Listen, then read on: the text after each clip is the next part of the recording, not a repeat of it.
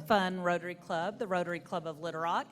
So before we get started today, I'd like to ask Christian O'Neill to the podium to lead us in the five-way test, pledge, and prayer.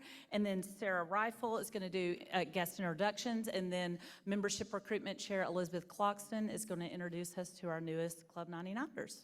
So, Christian. Good morning, everybody. Please join me on this gorgeous day in the five-way test. Of the things we think, say, or do, is it the truth? Is it fair to all concerned? Will it build goodwill and better friendships? Will it be beneficial to all concerned? And is it fun? Join me now as we pray. Creator and sustainer of all that is or will ever be, accept our thanks for this day and all its blessings. We ask that you guide and direct our club, our leaders, and our actions. Grant that each of us may feel our responsibility to Rotary, to our community, and indeed to all countries and peoples. Bless our fellowship today, and bless this food to the nourishment of our bodies. In your service, amen. Join me now in the Pledge of Allegiance. I pledge allegiance to the flag of the United States of America and to the republic, one nation, under God, indivisible, with liberty and justice for all. Thank you.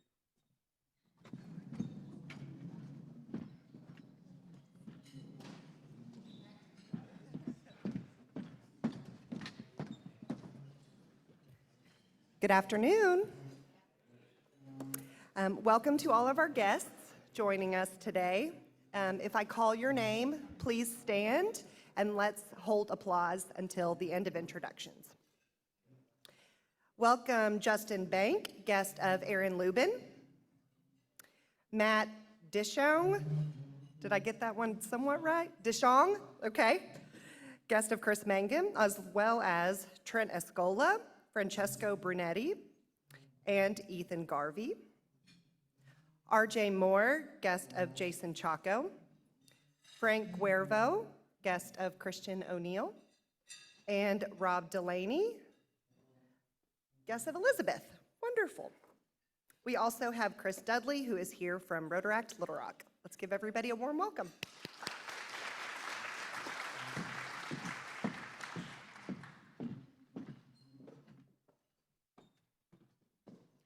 It is my pleasure today to introduce two new Club Rotarians. Stacy Hamilton and Ryder Pierce.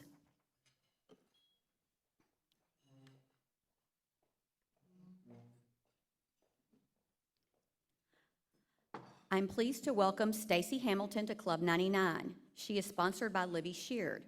Stacy has a BA in political science and an MA in public administration. She has been a real estate professional since 2008 and began her career with Caldwell Banker RPM. The industry was grim at the time Stacy joined, but she used her determination and grit to become one of the top producers in the Little Rock, North Little Rock area. She was elected Little Rock Realtor of the Year in 2018 and 2021 and selected as an Arkansas Realtors Association Double Diamond level producer. Stacy was the Arkansas Realtors Association District 4 Vice President for 22-23, is a past chair of the 2018 Professional Standards Board, and was the 2017 president of the Little Rock Realtors Association. She's now the executive director of the Little Rock Realtors Association, where her focus is on helping brokers and agents be safer, more knowledgeable, and more effective by offering ethics, education, and professional development opportunities. Stacy owns The Baker, a boutique luxury hotel in downtown North Little Rock. She enjoys supporting the Ozark Mission Project and the Beverly Carter Foundation. Stacy has two children, ages 10 and 7. Please join me in welcoming Stacy to Club 99.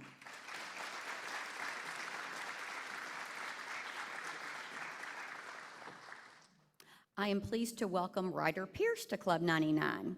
He is sponsored by President-elect Jason Chaco. Ryder was previously a member of both the Lufkin and Bull Shows Rotary Clubs and led the Mountain Home Interact Club from 2017 to 2019, so he is no stranger to Rotary. He has a BA in economics from the University of Arkansas at Little Rock, a BA in finance from the University of Central Arkansas, and is currently enrolled in Vanderbilt University's MBA program. Ryder began his finance career at the Edward Jones Investments headquarters in St. Louis.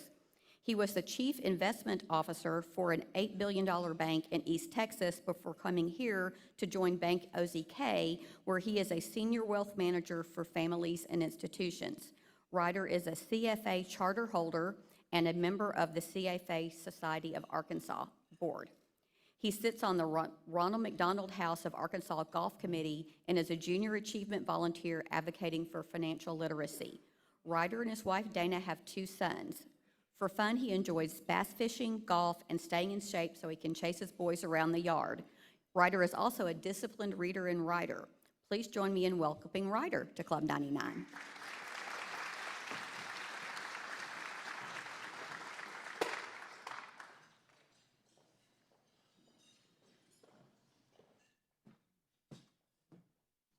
Well, welcome, Stacy and Ryder. We're so glad to have you guys in Club 99. All right, so a couple of announcements before we get started with our program today. I want to thank Laza and his band of merry volunteers who made burgers with a side of pickleball. Oh my gosh, good job. He made it incredible. If you missed it, you guys missed it because we had so much fun last Friday. We had members of all playing levels. You'll see all the pictures there. Billy even brought his new daughter right there. It's so cute. It's so cute. We had the best time. So newbies, people who were super pros. I have to say some standouts. Of course, past president Kenny Gibbs, Judge Wendy Woods. She's an all-star athlete. She was amazing. And I will say my star player that night was Laura Nick, because she said she had never played yet. She looked like she had been playing for years. So we had a lot of fun, guys. Thank you guys again over here for all that you did for that. We also last Friday had book club at Maha Witherton's home, and I want to thank Maha for having us in her home. We had a fabulous group. You can see us there. Coach Clark and Julie and Molly and Maya and I had an amazing discussion about diversity and the meaning of inclusion. We read the book, The Loudest Duck, so if you haven't read it, definitely grab that book. We had a really fabulous conversation, and I was just so thankful to Maha for having us in her home. All right, so lots more happening in April, too. I warned you guys it was packed, and it definitely is. So this Friday is our monthly Women of Rotary Zoom. So women, if you haven't joined a Women of Rotary monthly gathering yet, please do. It's on Zoom. Come in your PJs, we don't care. We have the most lively discussions. Kathleen Lawson is gonna host this one. It's at 8 a.m. on Friday, and the Zoom link is in your newsletter. Also on Saturday, Courtney is our chair for Drug Take Back. We're having our spring Drug Take Back event. We're gonna be again at Park Plaza with officers from the Little Rock Police Department gathering your old and unused drugs.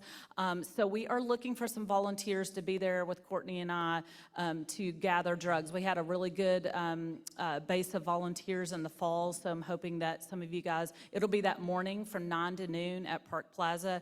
Karen is going to send out an email today with a link to sign up. So if you can help even for an hour, that's great. We were pretty busy last time in the fall, and anticipate we'll have be another busy day for getting those drugs out of our community and in the hands of the police. All right, and then a couple other additional events coming up. We've got the Club 99 Foundation Board meeting. Just a reminder to those board meetings, that is next Tuesday, April 30th. We also have our May Book Club coming up that Mitch Bettis is hosting. That is May 6th. And then our new member orientation, which I believe is May 1st, and that location will be to be determined. But those of you who are new and haven't been to an orientation, definitely check that out in this week's newsletter. So I think I covered all of our events. Lots going on. All right, so for those who are guests, we have a theme every year here at Club 99. This year, it's the power of fun. And so I kind of give just a little quick tip about the power of fun in our lives, and then we'll go show our member video for today. So with our pickleball event from this past week, I was thinking, just about exercising and all the things, and now I'm obsessed with the pickleball. So I was one of those newbies. I had never played, and now I want to play all the time. And basically, Wendy Woods had an amazing pickleball bag that I'm obsessing about, and so now I just want to play so I can have that bag. But all this in my head, I was thinking about exercising and moving, and it got me thinking about, a lot of us focus on what do we do physically to move our bodies and keep in health, but we also need to be strengthening our play muscles, and we've talked about this here, and make that a priority as well. So in 2020, there was a paper published in a magazine called Applied Psychology, Health and Wellbeing. And the researchers there investigated whether people could train themselves to have a more playful attitude.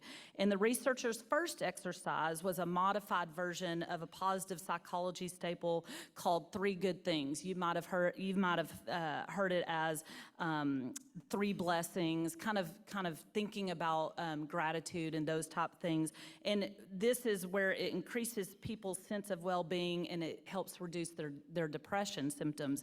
And so in the traditional version up here, the 3 good things, you set aside 10 minutes before bed for 7 days, and you write down your 3 best moments from the day. So you think, what did you do, what you did or said, and if others were involved, what they did or said. Then how the event made you feel at the time when you experienced it, and how it makes you feel back to reflect about that. And then the third one, what you think caused the event. In other words, what made it come to pass. And so that's kind of the traditional version of that. These moments don't have to be big. They can be as simple as, the barista knew my usual order, or Sue thanked me for a job well done today at work. The key is to begin to shift your mindset toward focusing on positive events in your life and to understand your role in making those occur.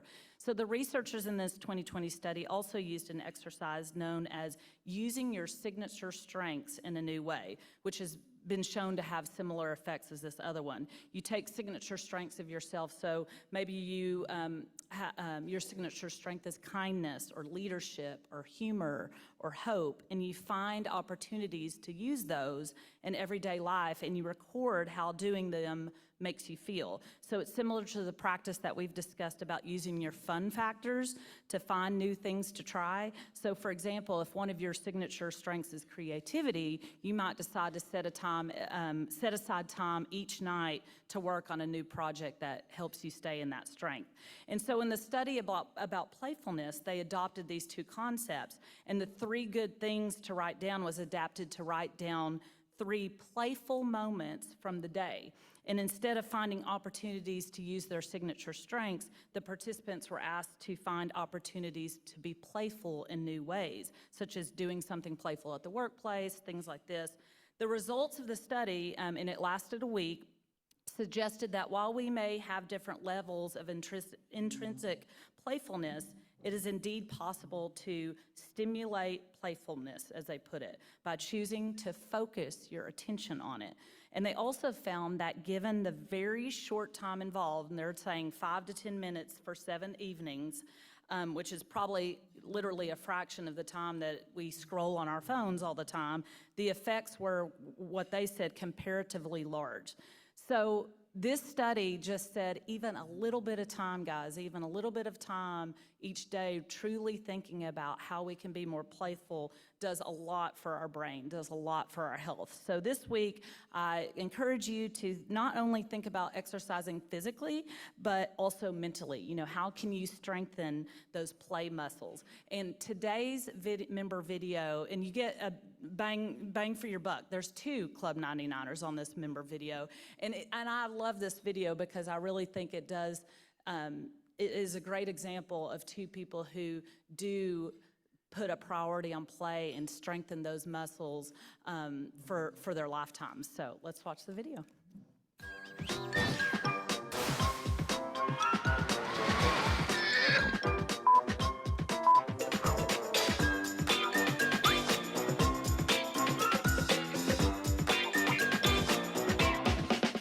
I'm Marion Kahn, and I'm a 3rd-generation Rotarian. I'm Vic Fleming, and I'm a second-generation Rotarian. We think we met in Rotary, right? We think we met in Rotary. What we know for sure is that in January of 1991, you were the program chair for Club 99. And I had arranged for Harry Thomason to come and speak. And Harry and Linda had just gotten the largest TV deal, a 5-series deal, and everybody was really excited to hear Harry. About 8:30 on Wednesday night, I get this call from Marion Kahn, and she says, Vic, I've got a problem. She said, Harry Thomason, who's supposed to be our speaker tomorrow, has the flu and is not going to be able to speak, and... Would you be able to take that on? So I said, sure, I'll give that a shot. And he knocked it out of the park. They got to hear the best speaker, they got to hear Vic. Late 2020, I think her kids had tickets that came in front of me in traffic court. Just one. And it was the first time that we had been communicating with each other when we were both single. You were coming to Arkansas. For the triplets' birthday. I have triplet grandchildren who live in Stuttgart. So I said, well, if you have time, we could get together for coffee or a meal. So I said, let me see if I can change the reservation. So she changed her reservation to a 5 o'clock flight, and we had lunch on January 20th of 2021. The next thing I know, we were involved in a long-distance, long-term relationship. In 2007, I moved to Steamboat Springs. I stayed and got to take care of my father, that you all know, Alfred Kahn, for 6 years. And then I stayed after that. And became an artist, a darn good one too. I think in painting, you have to be willing to make mistakes. And in my previous professional life, you couldn't make a mistake. But you get to learn so much from painting. I think that's part of the joy of life, is new discoveries. It's been so rewarding. I've had some nice recognition. A painting of mine hung in the Colorado State Capitol for several months and sold while it was there. 2 years in a row, she was voted the #2 local artist in Steamboat Springs. I have fun making crossword puzzles and playing guitar, writing songs. We got into the habit of solving a crossword puzzle that runs in the Steamboat Springs daily newspaper called the Steamboat Pilot. We got in the habit of solving the crossword puzzle together, so I had this plan. I called the editor of that paper and prevailed upon her to run a crossword puzzle that I had written, in which I proposed marriage to this lady right here. So when that puzzle came out on July the 20th of 2021, I said, let's work the crossword puzzle, but she got all of the answers correct as I read the clues and wrote down the answers, and I handed it to her and said, do you see a hidden message? And the hidden message was, pop the question, Marion, will you marry me? And she said yes. It was such a special day. My mother got me started solving crossword puzzles when I was in junior high school. I continued to work them up until I decided I wanted to start writing them. And I tried to write a few and learned how to write them in the late 70s. Came back to it in 2004 and started having my puzzles accepted. My first New York Times puzzle was published in 2005. How many of you had in the New York Times? 47, I think. And how many in other places? Oh, it's well over 1,500 at this point. I've always written lyrics and poetry, so I learned how to play the guitar, and specifically to try to get these songs out of my psyche. Your love to me is a mystery, and the clues are all around. If you don't come across, I'm gonna be down.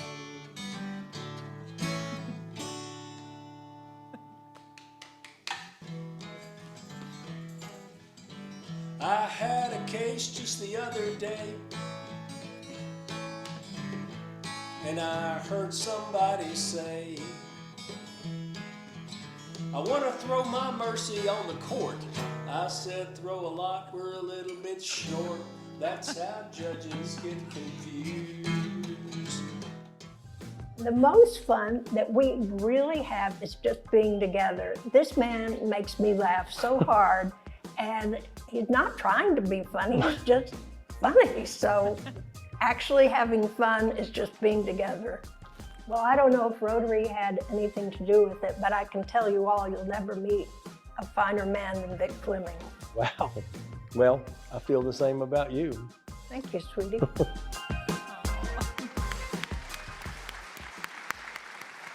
I just love that so much. I'm so glad that Rotary was part of your finding each other. So thank you guys for that. That was very special. All right, guys. Well, I'd now like to invite Club 99er Chris Mangum to the podium to introduce today's program.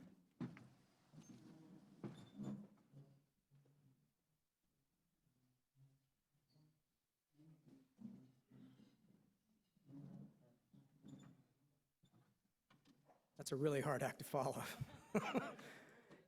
Matt, why don't you take on the end there, and you guys just fill in there wherever you want. Nick, can you get? So I told the guys I'd do a quick market research poll. How many of you, if you'll show your hand, show by hands, how many of you have seen the Apple TV series Ted Lasso? Okay. How many of you have watched a professional soccer game on TV? How many of you have kids or grandkids or significant others who play soccer? How many of you have kids or significant others who play in the Rangers program?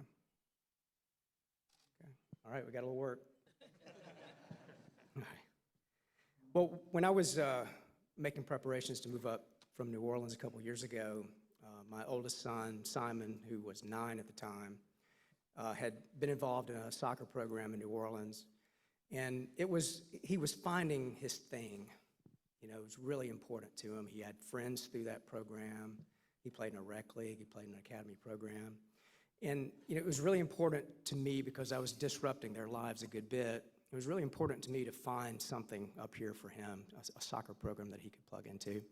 So we had some people up here who were kind of giving us advice on neighborhoods and schools and things like that. And I said, well, look, I really have to find a soccer program.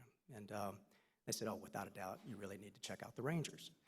So I went online and, you know, sent an email to the generic inbox, you know, from the website, and within like 30 minutes, this guy named Jonathan Wardlaw emailed me back. And I didn't know who he was, you know, really hadn't done much research on the program at the time, and I thought, man, he really knows a lot about this program, though, you know. And so he really engaged with us in a way that was over and above and beyond what I expected. He got Simon into a rec league with Coach Wink. He tried out and made an academy team that summer and started in the fall playing on an academy team. And, you know, he's found his place again. You know, it was really important to us. So, you know, I think one of the things that I've really respected about the program is that they're, at least at this age in the academy, the youth academy program, it's really more about development than it is about winning. It's development first, and the winning will come. And I think that's really important for a kid, you know, this age and in these youth programs. And so I wanted to, I was talking to Jonathan one night after a practice, and I'd read about some programs that were emerging in Northwest Arkansas, a lot of press and stuff about a new professional team up there that was coming in, a new stadium and all this kind of stuff. And I started asking Jonathan, well, you know, have you had plans for that kind of stuff? And he said, oh, yeah, we've been talking about that stuff for a long time, you know, and he started revealing a little more about it, and I thought, wow, I mean, a lot of people don't know this. I didn't know it. And I thought, well, why don't you come down and talk to us about what you're doing? And you know, I think there'd be a lot of folks interested in the audience to hear about it. So Jonathan is the founder and general manager and chief cook and bottle washer. He really runs the program, and it's really his vision. And I want to really commend you, Jonathan. It's just fantastic. You go to one of the games at War Memorial Stadium, you'll have 6,000 people there, a band playing drums and smoke, and, you know, it's just really crazy, you know, fanatical team support, fan support. It's a great experience to experience there for anyone who is starting to like soccer, anyone who really has continued to like soccer. And somehow Jonathan got Ante Jasic, a retired professional soccer player who had moved to Little Rock, involved in the program. He's now technical director of the program and co-owner of the academy. And Ante, Coach Ante, I have to use your honorific, out of respect. Coach Ante played, he was born in Canada, captained the Canadian national team, played in European leagues, Austria, Russia, Croatia, as I recall, and then came to the States and joined the Major League Soccer team, the LA Galaxy, and played there with David Beckham, who, if you don't know who David Beckham is, go watch the Netflix show about him, because Ante's in it. And they just recently appointed Nick Doyle as their head coach going into this upcoming season. The season's about to start. And Nick is like the first graduate of the full program. He started as a player, became captain, a youth coach. He's now head coach of the team. He's been part of the Youth Academy program. And he also coaches at Hendricks, as I understand. So, these guys, they really have an incredible story to tell, and we really wanted to share it today. And so we were talking about who would moderate the panel, and Jonathan said, well, I've got this guy, Matt Jones, who, might be interested in it. Like, that Matt Jones? I mean, he's a football player, American football player, right? I mean, what does he really know about soccer? And so I called him. Man, he knows a lot about soccer. I mean, a lot about soccer. He's very passionate about it. And he pointed out things to me. He had become a soccer fan when he was playing professional football at Jacksonville. And he pointed out to me just the respect that he had for the soccer players as athletes. Just what they did in 90 minutes, just constantly going through these high-intensity interval workouts during a game.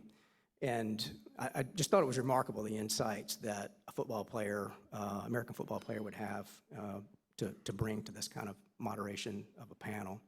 And Matt, you all probably know Matt's story, but we found out that Matt and I were born in the same hometown, Dermott, Arkansas, right?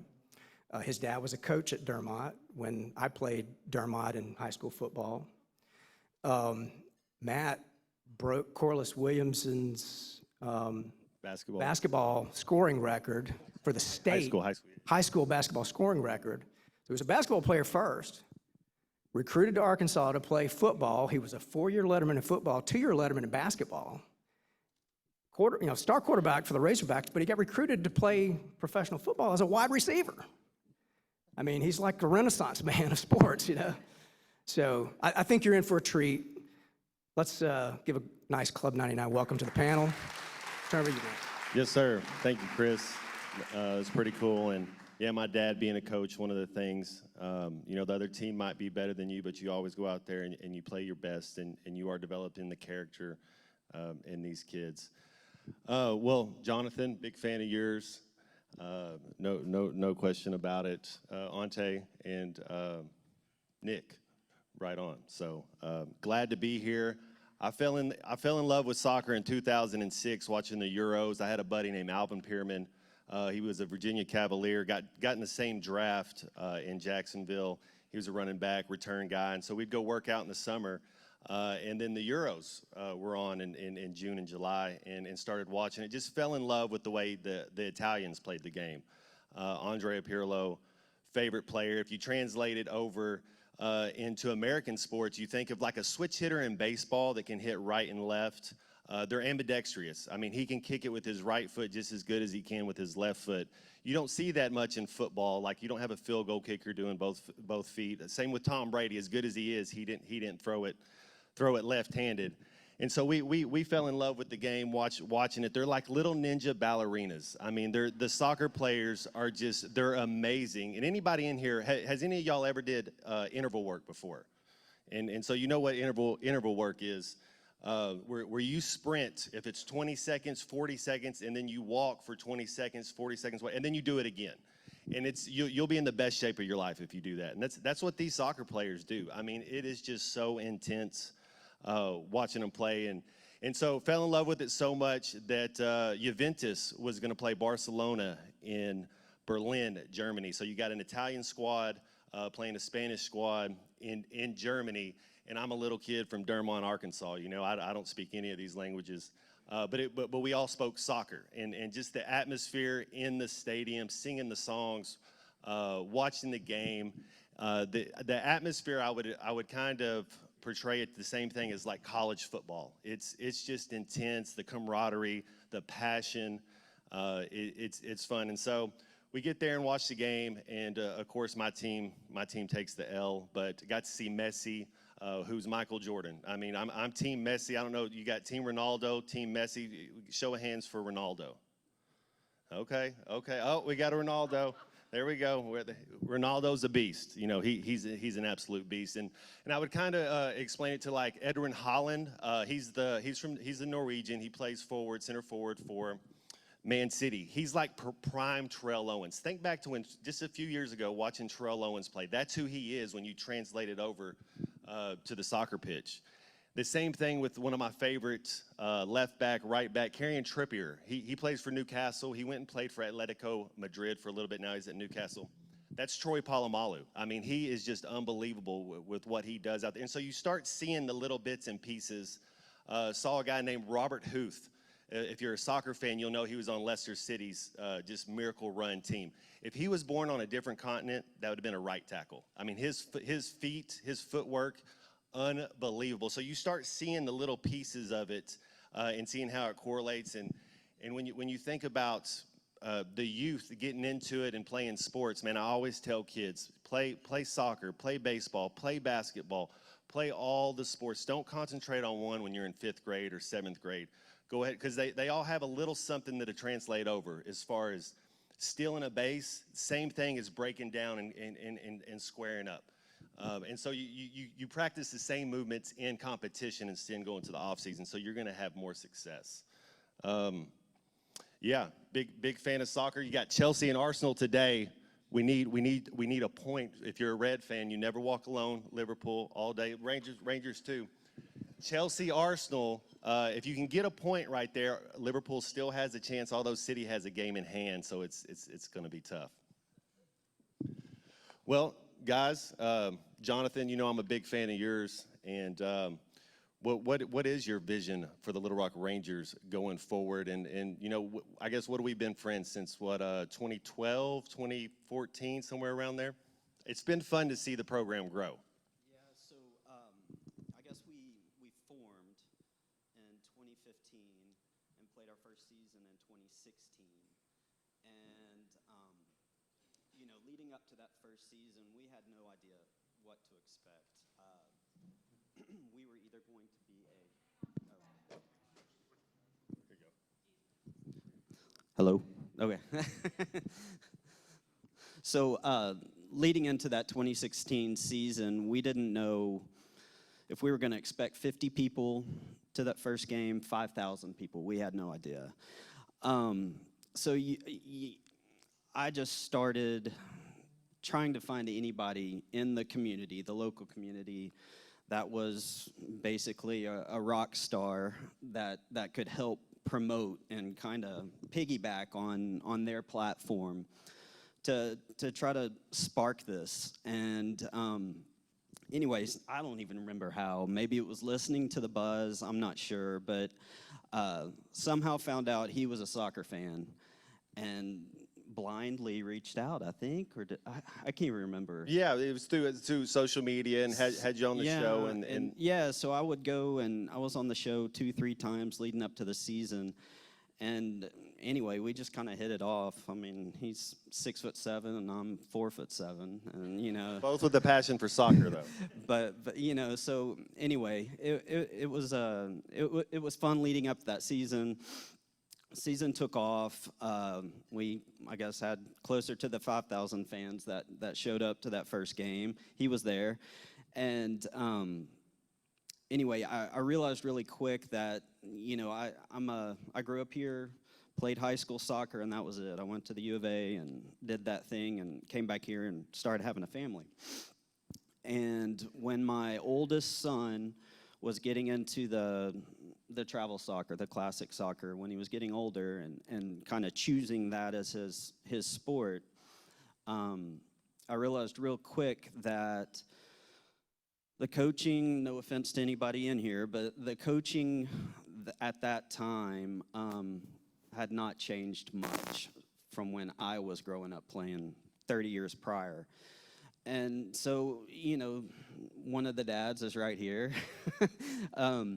We were at practices and just kind of, you know, solving the world's problems. And one of the complaints we had was we would lose some of the better players in soccer to the more traditional sports at those 12, 13, 14-year-old ages. And so the dream of the Rangers, I guess, just kind of started there.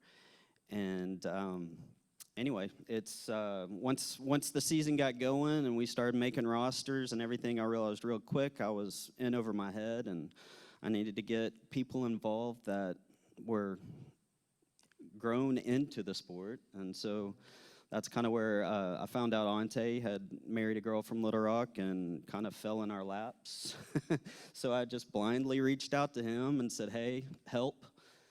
And anyway, we've just kind of grown into a youth program, and just kind of upward trajectory. That's and my dad being a coach, and so starting playing young, you know, 5th grade, even younger than that, starting with baseball. But Ante, is that part of your thing? When did you start playing in Canada? I think of Alphonso Davies. I mean, just how good he is playing at Bayern Munich. He got hurt last year World Cup, right? And didn't get to play with the last World Cup. So hopefully he'll be there. But I think it's very important to start the youth.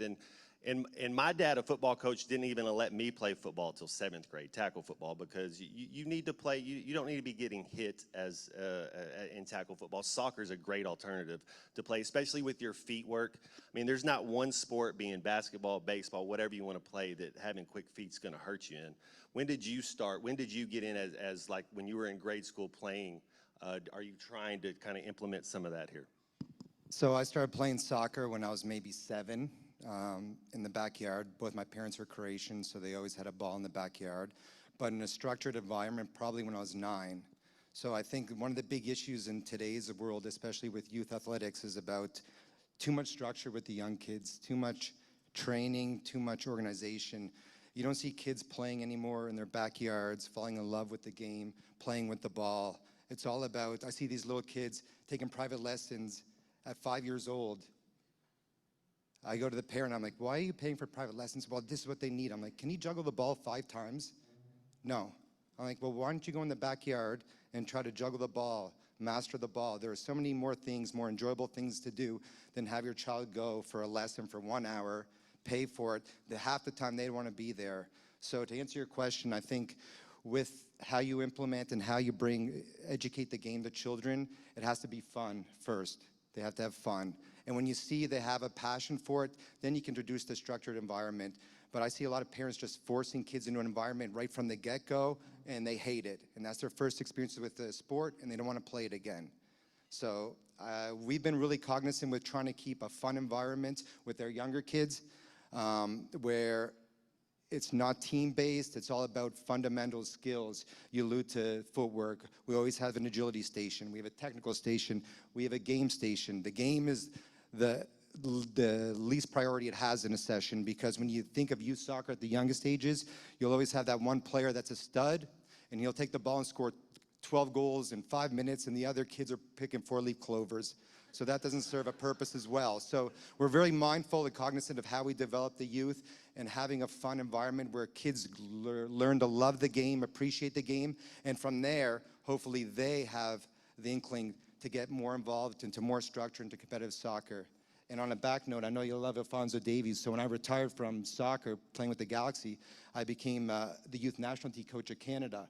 So my job was to identify talent. So I saw Alphonso Davies at 12 years old, took him to his first international event as a player. So that's so cool. It's you see him play at Bayern Munich at a different position than their national team, and then he'll play up forward a little more top at Canada. But yeah, no, he's the real deal. he is. Hey Nick, with the World Cup coming in to America in 2026, have you seen that impact how do you get the selection for your squad as far as picking out your team? Is there more of an enthusiasm in the States with the World Cup coming up? I mean, yeah, for sure. So I'm originally from South Africa, and in 2010, I was lucky enough to go to the World Cup. My aunt actually worked for Coca-Cola, so she got me tickets. So I got some good seats, and I got to watch the World Cup. And you know, one of the coolest things that I remember, I was 18 years old, is just the different cultures that you get to see. I mean, some fans weren't even watching the games. They were just facing the other way and beating the drums. Like, that was the experience. They were there for their country. And it's really nice to see that pride that people have in their country. And what I've seen in the last 10 years, especially in soccer, is just the growth. And there's starting to be a pride factor because the American national team is actually getting really good now. And you'll notice that. And, you know, the young talent are all overseas in the American national team. So when they come back, you know, they're seen as heroes and they're appreciated more.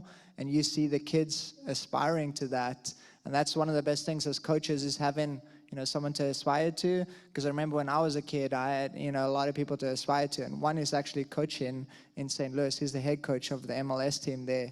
And he was someone that I aspired to. So it's really nice to see those aspirations in the kids' eyes. It's one of the coolest things, like I said, as a coach. And in terms of picking your team, I mean, you pick, the Americans pick, you know, the players that are overseas, but there's also some good local talent around now. And kids you see coming up through the academy, 16-year-olds, 17-year-olds breaking into the national team. And that's kind of what you see all over the world. But it wasn't really here 10 years ago. And now it's here, so it's really, really cool to see that. That is cool. I think of Weston McKennie at Juventus. I think of Captain America being Christian Pulisic was at Chelsea. He's at AC Milan now, and being able to see them grow. Hopefully those cats are healthy for 2026 coming up. Jonathan, with the Little Rock Rangers and the position y'all are in, what league are y'all in? And are y'all going to be competing with the team in Northwest Arkansas that's supposed to happen? I don't know if it's in 2, 4, 5 years. Is there promotion and relegation in your division?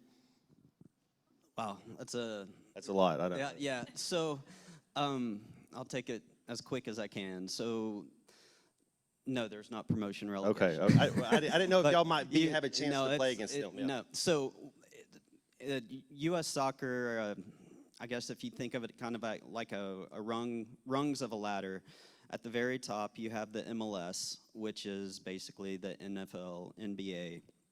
That's the very top. That's where Ante played. Underneath that is Division II, and there are 2 leagues that compete. Or wait. No, is Nice? No, there's only one league. That's USL Championship. Underneath that is Division III, and that's where 2 leagues are. That's USL League One, and then another league called NISA. We exist underneath that in Division IV, which is we're in what's called USL League Two, and basically to move up that rung. Move up a rung or any rung of the ladder, you have to check a certain amount of boxes that that's called professional league standards that U.S. soccer makes, and they're basically following the rules that FIFA makes. And one of the things that has always held us back is field size, field dimensions. Most people might not know, so football fields, it's way big. So you can't play in a football field when you think of a soccer stadium. They're not all the same diameters. It's more like a baseball park. You can build it to fit your team. It just has to be in the certain groups. Right, it has to meet a minimum. Right. And War Memorial Stadium, unfortunately, does not meet the minimum for us to move to that third rung. There's another rule that we can't check, that you have to have an owner of 35% or more that's worth millions of dollars. We can't check that yet, either. But Northwest Arkansas, they made their announcement with their intentions of, building a stadium and basically trying to find that $1 million person and multi-million-dollar person. And that's something we could have done, I feel like, years ago and done the same thing. However, they're starting from scratch, kind of like we did back in 2016. And now we have, we've got a huge fan base. We've got kids that play under us. And it's something that Ante and I've discussed quite a bit, that we don't necessarily want to just go out and create a huge buzz on something and then it like fall flat, not be able to check those boxes. So before we really go into, you know, trying to create that buzz, we want to make sure we have a stadium site and the money raised. We want to make sure we have that investor and they are willing to back us. So it's just a way of approaching it. I'm not saying what they did is wrong or what we did was wrong. It's just two different ways, and we just chose choosing a more quiet way. We've got some slides of some things that I've worked on, just kind of behind the scenes that really haven't gone public yet. We're waiting on them to, okay. So this was this was done back in 2018, and this is in North Little Rock over near the baseball stadium. That's Union Pacific land. And this, a grad student in the architecture program at St. Louis University. I mean, he has no Arkansas ties or whatever, but he started following us somehow and chose us as a senior thesis and did this. So all the way back then, I was just like, wow, we've got this kind of broad of a reach. So I started kind of looking into real life projects, and waiting on the next slide. So this is the most recent one. This is actually down here. That's the river. This is on some land that the owner is willing to work with us on, and this was supposed to be part of the dental school. That looks so European. Looks like Fulham or Yeah. one of the smaller clubs there. It's so cool. You know, everything with the dental school is kind of, I think, up in the air right now. So, you know, this definitely has had the brakes pumped, but you know, this really kind of had legs. Next slide. These are just some images that were done just to kind of give you a feel of walking around down here. Go to the next one. This was actually down here as well, but a different site, and this was done 3 or 4 years ago. This was before COVID. This was more over near the is it the almond factory over there. So anyway, we're working on it. It's just something that we want to make sure we have things in place before we go do some big, huge press conference. It's been fun watching you guys grow and hopefully continued success. That's no question about it. Ante, with the academy and getting this youth, what do you see the vision, I guess, you know, in the next 5, 10, maybe even 20 years at the academy for the Little Rock Rangers? So our goal when we first started the academy was to create a complete pathway. So kids from Central Arkansas could start at a club and work all the way up to professional soccer. So that's the ultimate goal.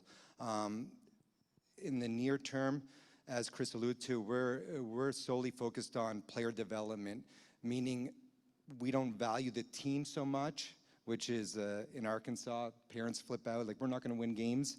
I'm like, we'll win games later, but in the golden ages, from 8 to 12, we're focused strictly on development, and even a little bit older, where we prioritize individual development, where we'll take the best players and bump them up 2 or 3 age groups if we have to, even though that's detrimental to that specific team, which doesn't always go over well, but we truly want to do what's best for the individual player and not the team. But saying that, when you bump up the best player, that allows someone who's a little bit weaker on the team to get minutes on that team, and they develop as well. So it's a broad picture of the development style we have. We've already sent several players to MLS academies. So in the future, the long term is to hopefully bring professional soccer here, have a stable academy, graduate players from the academy into the first team at a young age. And what Nick alluded to earlier, have kids aspire to be professional soccer players. When I first moved here, everyone said, oh, Arkansas, we're terrible at this, terrible at that, terrible when we go out of state to play in tournaments. And I don't abide by that. Why? Why can't we change that? You know, so we're going to work with the youngsters and try to improve, and we've already seen significant gains. I know other clubs have really good success on the women's side, for example. We're seeing success with the men's side, so we're here to put Arkansas on the map for soccer, and I think over time and with the community we have, we can achieve that, and I look forward to seeing what the future holds with the Rangers.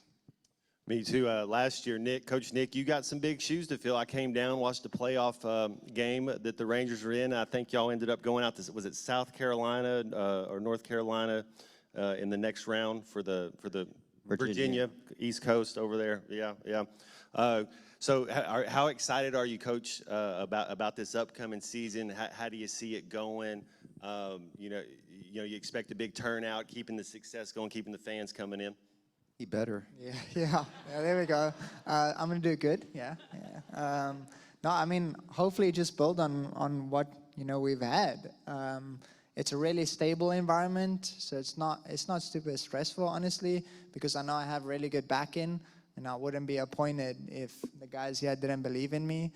Yeah, so it's gonna be just building on what we had. I mean, I was a player there for 8 years, in the games that you watched. I was the one probably bent over, out of breath, so that was probably me, just bossing everyone around. And we have a lot of guys coming back just because they really enjoy the experience. Jonathan mentioned earlier about the league stats. We had the most fans in the league. So in the league we're in, we broke the record for the most fans. So it's really cool. There's 98 teams, and we're the #1 team from Little Rock that have the most people. And it's really a fan experience. Like I said, there's drums. So technically, you can't lose at home. And we always speak about that in the locker room. Like, hey, you got the most fans there. You better not lose. There's going to be some upset people. So just build on that culture, telling people that, it's very important for us to, to keep winning and keep inspiring the kids, because half the fans at the stadium are from our academy, and it's their parents. Some of the parents don't know soccer, but they're like, "Hey, Jimmy loves you." You know what I mean? Let's get an autograph. You know what I mean? And it's a really good, connection between the players and the fans and the kids. You see them running along the War Memorial, at the base of War Memorial, just to catch you, and get your signature. So I think we've bridged that pathway between the youngsters and the players. So if you can make sure the players know how important that is, I think they will come ready to fight, tooth and nail for everything they have. And I'll say, Matt, it gives Jonathan and I great joy having Nick become the coach, because he's one that's paid his dues as a player, knows the brand, academy coach. So it's a pathway not only for players, but hopefully for coaches, and we're thrilled to have Nick on board. Yeah, it's in his blood. That's pretty cool. I'm excited for you, Nick. Have you guys? Oh, we got a question out here. Let's go for it.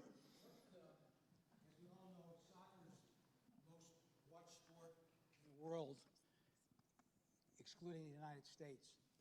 So what are you all doing? What are you all doing? Americans complain, I don't understand how the flags work. I don't understand how the time works. What are you doing to educate fans? Because I think I know you've made some strides, the world has, but there's still some steps to go. I wonder what you're doing to educate the fans to come out. Would you repeat the question just for the people zooming? Yeah. So kind of like a football 101, a soccer 101, kind of understanding what does offsides mean, and how is he offsides? And it's similar to football. It's just a moving line of scrimmage, and so it's very very similar to American football. And you can't go past. It would be like the snap count is the ball on his foot. That's the hut. That's the center. Hiking the ball. You can't go past the offsides line until he kicks the ball, or you're offsides. I don't know if I'm explaining it the right way, but that's how. Matt, I need to bring you to a family dinner so you can explain soccer to my in-laws.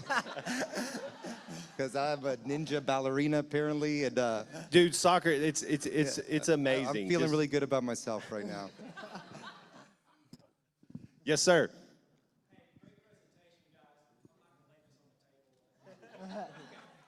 Great presentation today.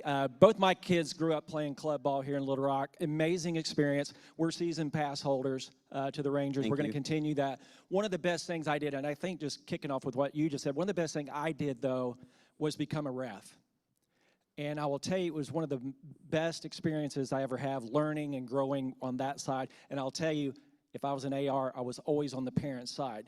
So as the academy grows, how are you developing refs to be a part of that now? Because there was some development when I was doing it, but how does that go along? Because that's a very important part of the game. Yeah, well, so the state organization that we play under, the league that we play under, they basically run the refs. You know, they assign the refs, and really the only thing a club can do is host at our facilities, host referee courses, and encourage our families to do that. It's kind of a hard line too, though, when we have paying families that you know, their kids play for us. It's kind of hard to force them to make them go and hey, we need you to become a ref as well. So we tiptoe around that, and now that we have our indoor center in West Little Rock, a lot of times you have to dance around weather here too, on whether you can actually do the referee courses. But now that we have the indoor center, I know that they are hosting quite a bit, so we're hopeful that the referee numbers grow, because they did dwindle for a while. And I will say, yeah, the refereeing is an issue, and it's a large issue, because why would someone want to be a referee and be yelled at from parents all day long? So for $20. For $20 an hour. So they bumped it to 40, and they still don't want to do it. But I think a lot of it has to come with education as well for parents, because I know how passionate we are when our kids are playing, and we think the ref wakes up and they're against our children. They want to see our 10-year-old lose. That's not the case. That we have to take a step back and let the referees ref so they enjoy it, and then people want to become refs, because right now I wouldn't want to do it. So the environment needs to be better. Hey, Matt. Yes, sir.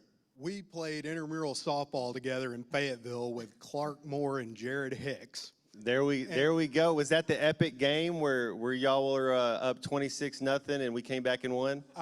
No, you were on my team. Oh, okay. Clearly he doesn't remember me, but that's yeah. okay.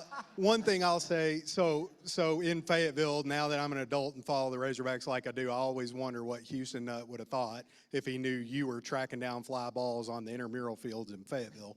That probably wouldn't have flown well.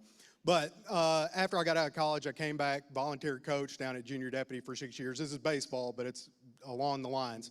So I coached for 6 years at JD, helped in high school ball. Now I'm coaching my daughter. I'm in my third year of coaching my 7-year-old at junior deputy. And after coaching a lot, one of the things I see a lot is parents that are way too into it, or travel ball, wanting to win. And now that I'm coaching, again, it's baseball, but it's the same thing. You know, developing the kids pointers on how to communicate that versus the parents that want to go travel ball and win and all that. You know, I'm having a lot of issues communicating that development is the most important thing for your kid versus this ultra competitive nature we're seeing. Any pointers on that would be appreciated. You got to trust the process. That's my dad was a coach as well, and one of the old jokes he said was, you know, don't have your mamas calling me asking for playing time, because I've seen all your mamas, you know. So you have to bring them along and know that it's going to happen in time. A fourth grade record is not as important as developing. And you got to keep developing and going to the next step and the next step, and it takes time. What we see is we see them holding the gold medal, or we see them on the podium, but we don't see that 17 years that they've been putting in time, and that's what it's all about. You got to put in the time, and you got to start them young. I love you, Dad. Thank you, guys. Thank you, guys. Thanks, Matt, Jonathan, Nante, and Nick. That was really fascinating. I got to think that the popularity of Ted Lasso is helping you guys at some point. I don't know. But I know, Jonathan, our boys played soccer together. We were in the daycare class together, and what you have done with the program here in bringing soccer to so many people that have never even seen professional soccer is really exciting, and I'm thankful that you guys are continuing to grow it. Thanks for all your focus and energy on it. All right, so also I have a little something for each of you guys. We did a mural downtown that really just, got one for you too, Matt, that focuses in on Little Rock and all the fun that we have in Little Rock, and that's the theme of this year is the power of fun, and no doubt soccer is a lot of fun for not just the kids, but all of the professional players and the parents as well, and maybe not so much on the coaching side when you're dealing with these parents, but I'll say a prayer for you guys. So thank you all very much for being here. Guys, next week we have a fabulous program too. It's going to be all about the LEARNS Act. We're going to have a moderator, Josie Lenora with KUAR, is going to have a panel of various educators talking about the LEARNS Act, including our Arkansas Secretary of Education. So definitely don't want to miss that one, and we will see you next week. Thank you.